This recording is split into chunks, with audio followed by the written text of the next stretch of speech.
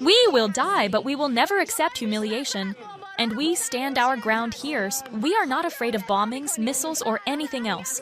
We are defending our land, Iran, and I'm saying it now. You hit us. We'll hit you back, again and again, until you understand this is Iran, the land of lions, land.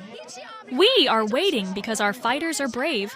And not only will they crush Israel, that's nothing, they'll also put America in its place. And God willing, we will erase Israel from the Middle East. Welcome to the Deep Dive.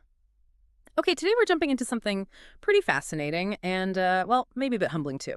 We're looking at a critical geopolitical event, a hypothetical one, mind you. Yeah. The June 2025 Israel-Iran conflict, specifically this operation called Operation Rising Lion, and how it became what many now see as a spectacular miscalculation for Israel. It's almost a textbook case of what military folks call victory disease. Right. That's where past successes, they kind of blind you. You get overconfident. Exactly. And the irony here is pretty thick, isn't it?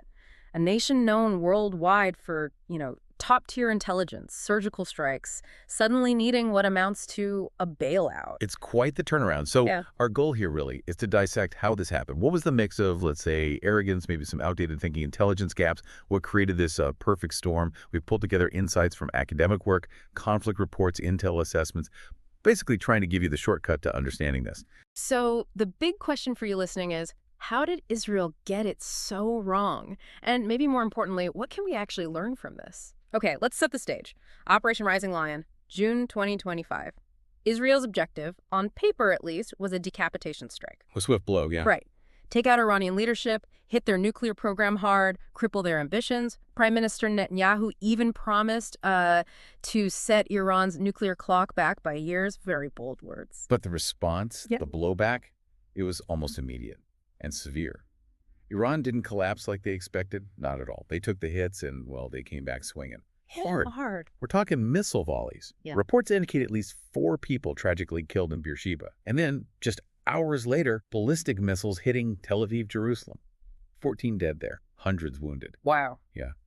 It showed pretty clearly that maybe those earlier reports about Iran's weakened military, maybe they were, let's say, greatly exaggerated. So Israel walks right into its own strategic ambush, basically. Suddenly they're on the defensive. That whole idea that Iran's missiles were just, a glorified fireworks display? Completely shattered. That was a major, major misjudgment.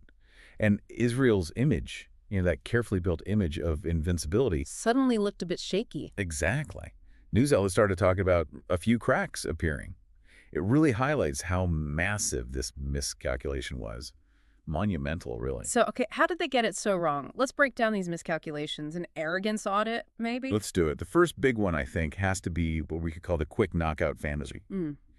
There was this genuine belief within Israeli planning circles that one strong punch would be enough. Just knock Iran out. Yeah. They figured Iran was basically a hollow shell, weakened by sanctions. Yeah. But Iran turned out to be, annoyingly resilient. Annoyingly resilient, I like that. The Atlantic Council actually did an analysis of Rising Lion, and it really drives home the point about facing peer competitors. The lesson being, maybe don't try this at home, or at least understand who you're dealing with. They underestimated Iran's ability to absorb that first hit, didn't they? Massively. It wasn't just about resilience, but also decentralized command. They could take a punch and keep functioning. I even saw this post on X, supposedly from a Iranian user bragging. Something like, we planned for 1,000 missiles, UNRWA was just the appetizer. Oof. Yeah, that certainly speaks to the scale mismatch in expectations, doesn't it? It really does. Which brings us to the second flaw, the intelligence itself. Right, the intelligence trap. This one's tricky. Israel has, by all accounts, extensive intelligence networks inside Iran. Maybe 30 to 40 cells, some reports suggest. So plenty of eyes and ears. You'd think so. Yeah. But somehow, they failed to accurately gauge Iran's actual ability to hit back, their retaliatory capacity. Yeah. It even got to the point where Israeli and U.S. intelligence reportedly disagreed on the status of Iran's nuclear program. That tells you something. Disagreements at that level, that's significant. Very. An elite Mossad report, supposedly, didn't fully account for Iran's decentralized launch systems. So not just one big target, but lots of smaller dispersed ones. Harder to take out all at once. Exactly. Mobile launchers, hidden sites.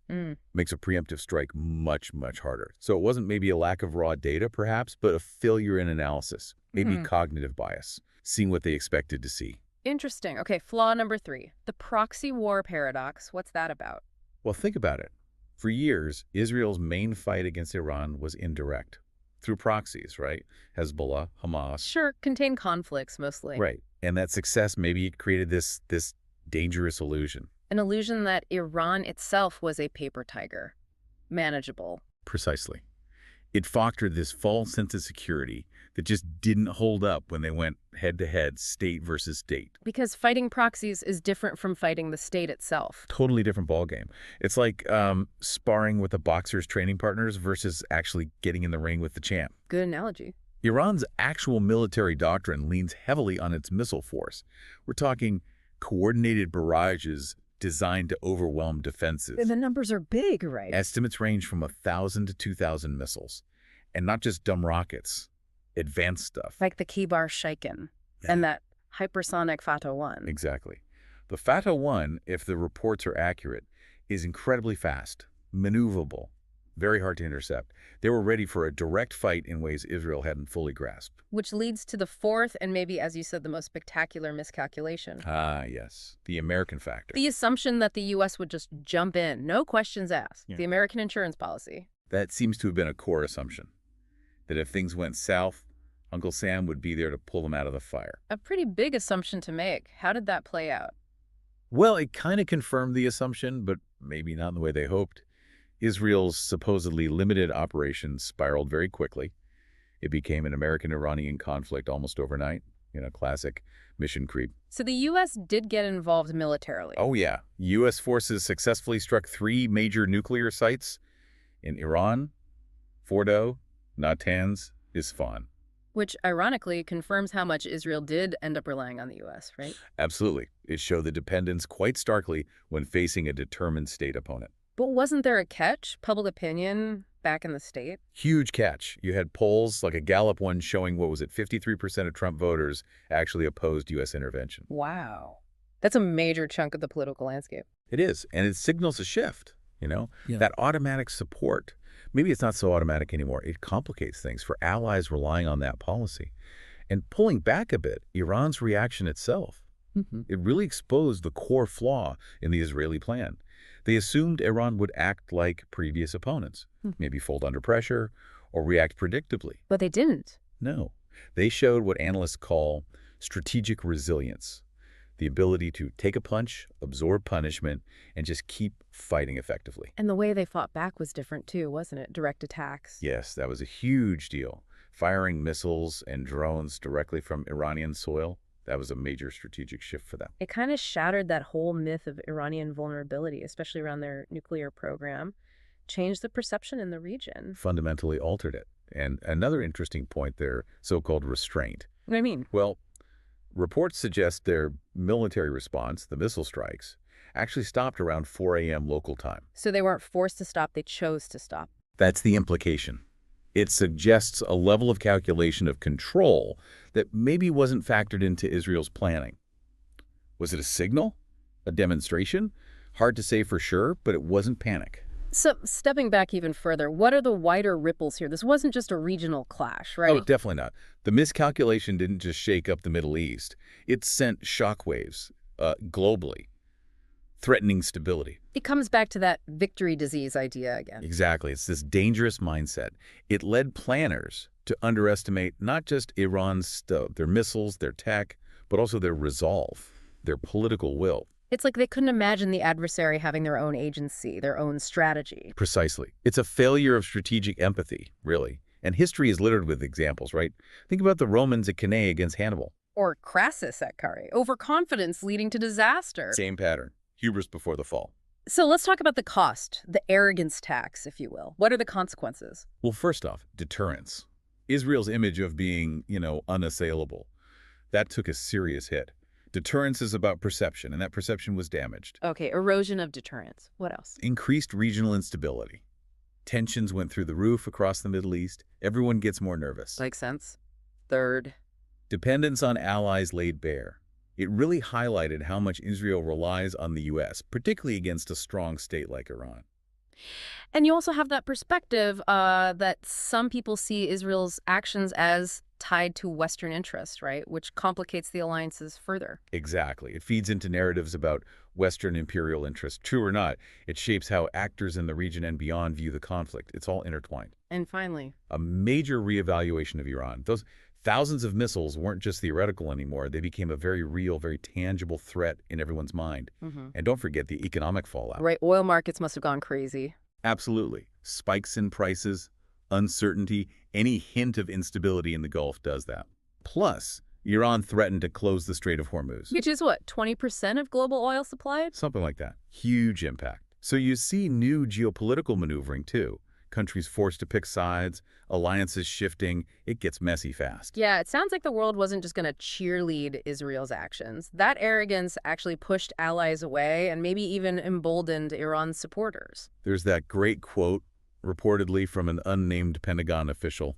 Kind of sums it all up. What was it? Israel spent so much time figuring out how to hit Iran that they forgot to figure out what would happen when Iran hit back. Ouch.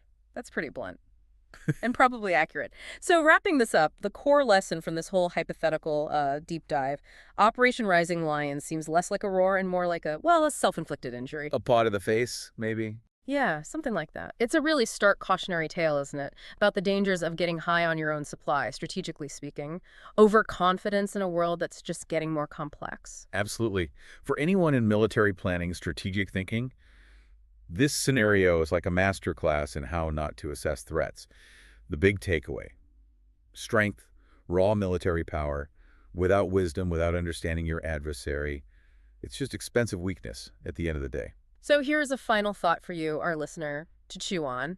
If that image, that sort of invincible Humpty Dumpty of Israeli strategic thinking, took a big fall here, putting it back together, it's going to take more than just military might, more than all the king's horses and all the king's men. That'll take a serious dose of humility, wouldn't it? A huge dose.